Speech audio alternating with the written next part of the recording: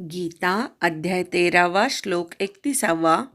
अनादित्वान्निर्गुणत्वात् परमात्मायमव्ययः शरीरस्थोऽपि कौन्तेय न करोति न लिप्यते. अनादित्वान दीवर आघात घ्यायचा, त्वा पूर्ण म्हणून अर्धा न म्हणायचा, उरलेल्या नीवर आघात घ्यायचा. अनादित्वान निर्गुणत्वात णवर आघात, अर्ध्या तपर्यंत जायचं. अनादित्वान निर्गुणत्वात परमात्मायमव्ययः. मा पूर्ण म्हणायचा, पुढचा मा पण पूर्ण म्हणायचा. परमात्मायमव्ययः. मव्ययः मधल्या मवर आघात घ्यायचा. शरीरस्थोपी री दीर्घ आहे, त्याच्यानंतरच्या रवर आघात घ्यायचा. स्थो वाढवायचा आहे, अवग्रह असल्यामुळे. पी ऱ्हस्व आहे. शरीरस्थोपि कौन्तेय न करोति न लिप्यते. लीवर आघात घ्यायचा. अनादित्वान्निर्गुणत्वात् परमात्मायमव्ययः. अनादित्वान्निर्गुणत्वात् परमात्मायमव्ययः. अनादित्वान्निर्गुणत्वात् परमात्मायमव्ययः. अनादित्वान्निर्गुणत्वात् परमात्मायमव्ययः. अनादित्वान्निर्गुणत्वात् परमात्मायमव्ययः. शरीरस्थोऽपि कौन्तेय न करोति न लिप्यते. शरीरस्थोऽपि कौन्तेय न करोति न लिप्यते. शरीरस्थोऽपि कौन्तेय न करोति न लिप्यते. शरीरस्थोऽपि कौन्तेय न करोति न लिप्यते. शरीरस्थोऽपि कौन्तेय न करोति न लिप्यते. अनादित्वान्निर्गुणत्वात् परमात्मायमव्ययः. शरीरस्थोऽपि कौन्तेय न करोति न लिप्यते. संधी विग्रह. अनादित्वात् निर्गुणत्वात् परमात्मा अयम् अव्ययः शरीरस्थः अपि कौन्तेय न करोति न लिप्यते. अनादित्वात् म्हणजे अनादी असल्यामुळे, न आदी अनादिही नाही तत्पुरुष समास. अनादेः भावः. अनादित्व भाववाचक नाम आहे हे, त्याचे पंचमी एकवचन रूप आहे अनादित्वात्. निर्गुणत्वात् म्हणजे निर्गुण असल्यामुळे. निर्गुणताः गुणाः यस्मात् सहा बहुब्रूही समास आहे. आणि निर्गुणस्य भावः निर्गुणत्व हे पुढे भाववाचक नाम झालेलं आहे, त्याची पंचमी एकवचन आहे. परमात्मा म्हणजे परमात्मा. अयम म्हणजे हा. अव्ययः म्हणजे कधीही नष्ट न होणारा, अविनाशी. न व्ययः यस्य सः अव्ययः बहुब्रूही प्रथमा एकवचन आहे. शरीरस्थः म्हणजे शरीरात असून सुद्धा. शरीरे तिष्ठति इति शरीरस्थः उपपद तत्पुरुष समास.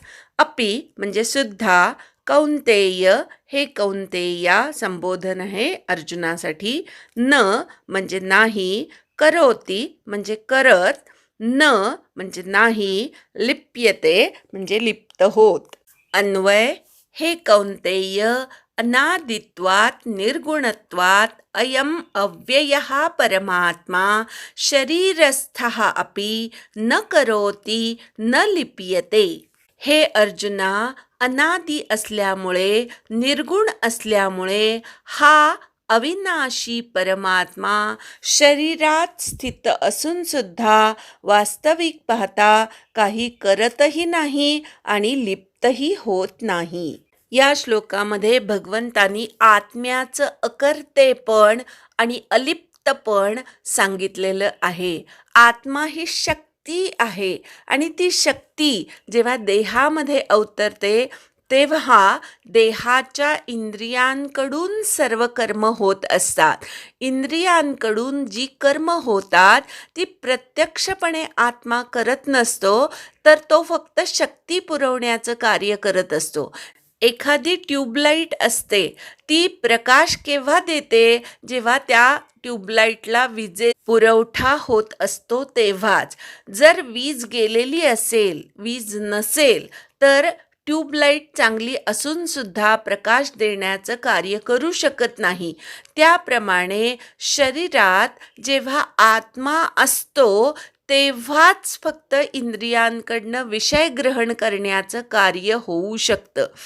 पण इंद्रियांनी जे विषय ग्रहण केलेले असतात किंवा कर्मेंद्रियांनी जी कर्म केली जातात त्या कर्मांचं कर्तेपण आत्म्याकडे नाही. इंद्रिय आणि शरीर सगळं करत असतो, आत्मा फक्त तिथे असतो. त्याचं असणं संपूर्ण शरीराचं चलनवलन करण्यासाठी पुरेसं असतं. मग कर्म जी जी होतात ती सगळी शरीराकडनं होतात. शरीरात राहून सुद्धा शरीरानी झालेल्या कर्मांचं कर्तेपण आत्म्याकडे येत नाही, तेही शरीराकडेच जातं. त्याचप्रमाणे लिप्त होणे, आसक्त होणे ही क्रियासुद्धा आत्म्याच्या ठिकाणी नाही. ती क्रिया मन आणि शरीर ह्यांच्या ठिकाणी आहे. मी माझे ह्या भावनेतून मनुष्य आपल्या भोवतीच्या सर्व नातेवाईकांशी किंवा आपलं ज्याच्यावर प्रेम आहे अशा व्यक्तीशी मनाने बांधला जातो. आवडते विषय त्यांच्याशी सुद्धा मनुष्य मनाने बांधला जातो. मनबुद्धी अहंकार या जरी सूक्ष्म गोष्टी असल्या तरी त्या प्रकृतीत किंवा शरीर ह्या गोष्टीमध्येच सामावलेल्या आहेत. आपण आत्तापर्यंत ह्याचं विवेचन खूप वेळा बघितलं. आत्मतत्वाच्या ठिकाणी ह्या तिन्हीचाही संबंध नाही. संबंध नाही म्हणजे आत्मा म्हणजे मन नव्हे, आत्मा म्हणजे बुद्धी पण नव्हे आणि आत्मा म्हणजे अहंकार पण नव्हे. आत्मतत्व हे शुद्ध स्वरूप आहे परमात्म्याचं आणि त्या परमात्म्याच्या शुद्ध स्वरूपाचा अंश आपल्या शरीरामध्ये आहे आणि तो जो परमात्म्याचा अंश आपल्या शरीरामध्ये राहतो तो आपल्या शरीराला फक्त चालवतो. प्रत्यक्षात शरीराकडनं मनबुद्धी अहंकाराकडनं जे जे चिकटणं आहे, कर्मांबद्दलची आणि विषयांबद्दलची जी आसक्ती आहे त्या आसक्तीने आत्मतत्वाला कुठल्याही प्रकारचा लेप लागत नाही.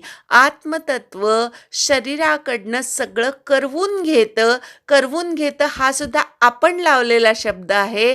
आत्मतत्व फक्त असतं. पुढच्या 2 श्लोकांमध्ये भगवंतांनी आत्मतत्व कसं शरीराकडनं सगळ्या गोष्टी करवून घेतं आणि त्याचा आरोप पण आपण करतो की आत्म्यांनी केलं. प्रत्यक्ष जे काही कर्म घडत असतं ते शरीराकडून घडत असतं. आत्मतत्व त्या कामाने किंवा त्या कर्मांनी लिप्तही होत नाही. कुठलंही कर्म करवूनही घेत नाही, करतही नाही, करवूनही घेत नाही आणि लिप्तही होत नाही. त्यासाठी सूर्याचं एक उदाहरण दिलेलं आहे की सूर्य फक्त उगवतो. सूर्य उगवला की जो तो आपापली कामं करायला सुरुवात करतो. प्रत्यक्ष सूर्य कुणाकडनं काहीही करवूनही घेत नाही. मग सूर्याच्या प्रकाशामध्ये कुणी दुष्कर्म करत असतं, कुणी सत्कर्म करत असतं, कुणी नुसतंच बसून राहिलेलं असतं. पण सूर्याला ह्या सर्वांच्या कर्माचा कुठलाही लेप लागत नाही. तो फक्त असतो. सूर्य उगवला की सगळी कर्म सुरू होतात. सूर्य प्रत्यक्ष काही करतही नाही आणि करवूनही घेत नाही. त्याप्रमाणे आत्मतत्व देहामध्ये अवतरलं, देहामध्ये आलं की देहाची सर्व कर्म सुरू होतात. प्रत्यक्षात आत्मा किंवा परमात्मा देहाकडून काही करवूनही घेत नाही, करतही नाही आणि लिप्तही होत नाही. हा सर्व भाग समजून घ्यायला थोडं स्वतःकडेच अलिप्तपणे बघावं लागतं, तर आपल्या लक्षात येतं. एखादी व्यक्ती जेव्हा मृत झालेली असते, शरीराची सगळी इंद्रिय त्या शरीरालाच असतात. इंद्रिय कुठलंही निघून गेलेलं नसतं. कालपर्यंत जी व्यक्ती बोलू शकत होती, बघू शकत होती, तीच व्यक्ती मृत्यूनंतर त्याच्या इंद्रियांचा उपयोग करू शकत नाही. कारण तिथून आत्मतत्व निघून गेलेलं असतं. निघून गेलेलं असतं हे सुद्धा आपण म्हणतो. आत्मतत्व त्या देहामध्ये नसतं. हा भाग असल्यामुळे देह जरी तोच असला, इंद्रिय जरी तीच असली, तरीसुद्धा त्या इंद्रियांना शक्ती देणारा आत्मा त्या देहामध्ये नसतो. म्हणून देहाकडनं बोलणं, चालणं, वागणं, उठणं, बसणं ह्या ज्या क्रिया आहेत किंवा ही जी कर्म आहेत ती होऊ शकत नाहीत. अर्थातच देहाकडनं होणाऱ्या कर्मांना शक्ती देणारा आत्मा असतो, पण प्रत्यक्षात आत्मा कुठल्याही कर्मांनी लिप्त होत नाही किंवा कुठलंही कर्म करतही नाही. आत्म्याचं अकर्तेपण का आहे तेही भगवंतांनी इथे सांगितलेलं आहे. आत्मा हा 3 गुणांच्या पलीकडचा आहे. आत्म्याच्या ठिकाणी सत्व, रज, तम हे 3ही गुण नाही. तो निर्गुण आहे, गुणरहित आहे आणि म्हणून देहाकडनं जी कर्म होतात ती गुणांमुळे होतात. पण आत्मतत्व काही करत का नाही, तर त्याच्या ठिकाणी कुठलाही गुण नाही. सत्व, रज, तम हा यापैकी कुठलाही गुण आत्म्याच्या ठिकाणी नाही. तो गुणातीत आहे, गुणांच्या पलीकडचा आहे. अजून एक कारण आहे आत्मा न करण्याचं, ते म्हणजे अनादी आहे.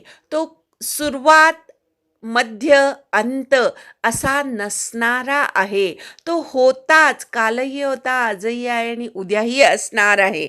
शिवाय तो अव्यय आहे, कमी जास्त न होणारा आहे, अविनाशी आहे. देहामध्ये बदल होत असतात. देह जन्माला येतो, वाढतो, क्षीण होतो आणि नष्ट होतो. पण आत्मतत्व मात्र जन्मालाही येत नाही, कमी जास्तही होत नाही. असं ते आत्मतत्व अविनाशी, निर्गुण आणि अव्यय असल्यामुळे देहात राहून सुद्धा ते कशानेही लिप्त होत नाही आणि कुठलंही कर्म करतही नाही. एखादा दिवा जर आपण लोखंडाच्या पेटीत ठेवला तर त्या दिव्याचा प्रकाश लोखंडाच्या पेटीमुळे अडतो, बाहेर दिसू शकत नाही. आता दिवा प्रकाश देत नाही का? तर नाही, दिवा प्रकाश देतच असतो. पण वरची लोखंडाची पेटी असते ती पारदर्शक नसल्यामुळे दिव्याचा प्रकाश बाहेर दिसत नाही. त्याचप्रमाणे जर एखादी धातूची पेटी पण ज्याच्यातनं थोडासा प्रकाश बाहेर पडू शकतो अशी जर पेटी असेल तर त्या पेटीतून आतल्या दिव्याचा प्रकाश बाहेर दिसू शकेल. आणि काचेची पेटी असेल तर त्याच्यातून दिवा देतोय आत हे सरळपणे सहज दिसू शकेल. वरची पेटी म्हणजे आपला देह आहे आणि आत जो दिवा तेवत आहे तो म्हणजे आत्मा आहे. तो प्रकाश देण्याचं, ऊर्जा देण्याचं कार्य करत असतो. पण आपला देह जड असेल, तमोगुणी असेल, रजोगुणी असेल किंवा सत्वगुणी असेल तर त्यानुसार देहाची कर्म घडतात. प्रत्यक्ष दिवा काहीच करत नाही, तो फक्त असतो. त्याप्रमाणे देहामध्ये आत्मा फक्त असतो, तो प्रत्यक्षात काहीही करत नाही आणि म्हणून स्वतः अकर्ता असल्यामुळे कुठल्याही कर्मांच्या पापपुण्याने, सुखदुःखाने, मान अपमानाने लिप्त होत नाही. कुठल्याही द्वंद्वांमध्ये तो अडकत नाही, आसक्त होत नाही. एकदा श्लोक म्हणूया आणि थांबूया. अनादित्वान् निर्गुणत्वात् परमात्मायमव्ययः शरीरस्थोऽपि कौन्तेय न करोति न लिप्यते. हरि ओम तत्सत्.